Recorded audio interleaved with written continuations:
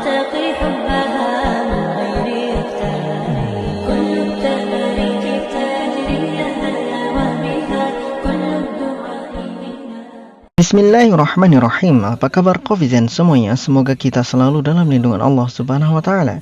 Kofizen semuanya, di dalam perdebatan Islam dan Kristen itu memang terjadi banyak sekali bersih tegang ya. Tetapi ada kalanya memang para debater Kristen itu mereka tidak mampu mengendalikan emosi. Bahkan mereka itu sampai menghina Allah Subhanahu wa taala. Mereka sampai menghujat Allah Subhanahu wa taala, bahkan menantang Allah Subhanahu wa taala, melecehkan Islam, melecehkan Al-Qur'an, melecehkan Rasulullah sallallahu alaihi wasallam. Itu adalah dalam perdebatan. Ketika mereka langsung live biasanya ketika debat. Ketika mereka sudah tidak punya lagi argumen, maka yang mereka lakukan adalah menghujat dan menghina. Ada 3 tokoh pendeta yang mati modar setelah dia itu membuat pelecehan, penghinaan terhadap Islam kepada Allah, Rasulnya, dan Al-Quran. Pertama bernama Ali Mahruz. Ali Mahruz itu dulu katanya Islam, kemudian dia murtad masuk ke Kristen, terus pernah masuk Islam lagi, terus murtad lagi masuk Kristen, dan pada akhirnya kalau tidak salah jadi pendeta karena dia pernah berkhotbah di beberapa gereja-gereja.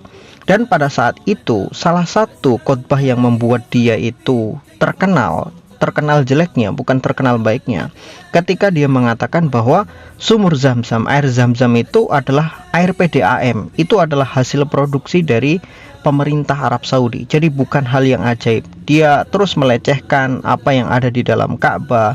Dia melecehkan beberapa situs-situs Islam, termasuk Ka'bah, termasuk Masjidil Haram. Itu dalam satu khotbahnya. Dia melecehkan hal-hal seperti itu, termasuk menghina Allah dan Rasulnya.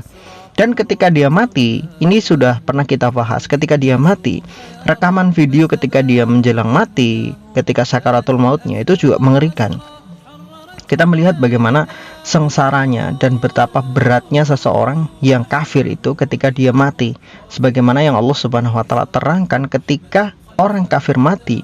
Jadi di dalam Al-Quran Allah menyebutkan ketika orang-orang kafir dicabut nyawanya, maka malaikat akan memukulinya, malaikat akan menginjak-injaknya. Dan sebelum dicabut nyawanya, jadi malaikat mencabut nyawanya dengan begitu kasar. Maka itulah yang terjadi kepada sosok Ali Mahruz.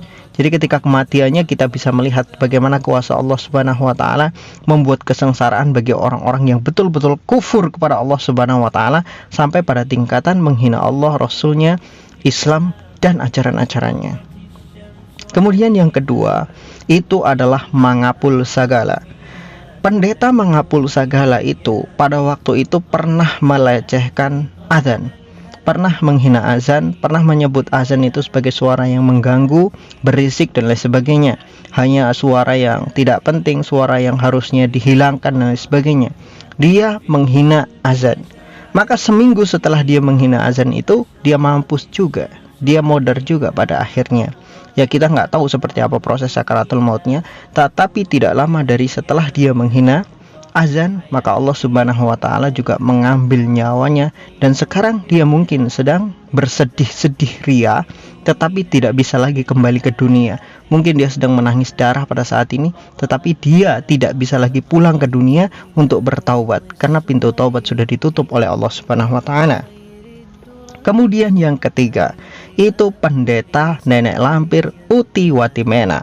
Ini belum lama ya, baru sekitar 1 bulan yang lalu. Uti Watimena itu juga pada akhirnya modar. Kenapa? Karena dia pernah menginjakkan kakinya di atas Al-Quran, dan itu sempat direkam oleh beberapa orang. Jadi itu ada buktinya, realnya, nyatanya. Dia setelah melakukan hal itu, kemudian dia langsung jatuh sakit. Ya, langsung jatuh sakit. Beberapa hari setelah dia sakit parah, dia masuk rumah sakit, dan sebulan setelahnya modar, mati. Itu yang terjadi kepada Uti Watimena. Nah, Kofizen semuanya, 3 orang yang sudah pergi ke alam baka ini menjadi bukti bahwa Allah Subhanahu wa taala bisa saja mengazab orang-orang kafir, orang-orang yang menghina Allah dan Rasulnya dengan begitu cepat. Innallaha sari'ul hisab. Allah itu maha cepat perhitungannya. Bisa Allah Subhanahu wa taala azab mereka semuanya kalau Allah Subhanahu wa taala kehendaki. Kalau Allah Subhanahu wa taala mau, Allah mau menghukum semuanya. Bahkan pada saat ini juga ketika Allah menghendaki seluruh orang kafir mati, kecuali orang-orang Islam saja, maka Allah mampu melakukannya. Tetapi Allah Subhanahu wa taala tidak akan melakukan itu. Karena dunia ini memang pada hakikatnya ujian. Ujian bagi orang-orang Islam dan kesenangan bagi orang-orang kafir. Ad-dunya jannatun lil kafir. Dunia ini jannah, surganya bagi orang-orang kafir. Wasijnun lil mu'min, dan penjara bagi orang-orang mukmin. Jadi Allah Subhanahu wa taala memberikan batasan-batasan kepada orang-orang beriman, tapi Allah berikan kebebasan sebebas-bebasnya bagi orang-orang kafir. Tapi syaratnya satu bagi orang-orang kafir itu, mereka harus konsekuensi dengan apa yang mereka lakukan. Pilihan mereka untuk kafir, pilihan mereka untuk bersenang-senang di dunia itu sudah mereka tanggung nanti di akhirat. Jadi pilihan mereka untuk bersenang-senang, berlaku kehidupan mereka sesuka hati mereka, itu adalah pilihan mereka. Tapi konsekuensinya adalah nanti mereka masuk neraka di akhirat. Dan yang terpenting di sini adalah selama orang-orang kafir tidak langsung menantang Allah Subhanahu wa taala untuk menurunkan azab, untuk menurunkan bencana, maka Allah Subhanahu wa taala tidak akan pernah menurunkan bencana kepada manusia, tidak akan pernah membuat azab segera mungkin bagi manusia. Tapi kalau pada taraf manusia sudah berani menantang Allah Subhanahu wa taala, maka urusan dia langsung kepada Allah Subhanahu wa taala. Dan ketika Allah Subhanahu wa taala memutuskan kalau dia harus diberikan azab di dunia, juga diberikan azab di akhirat, maka azabnya double.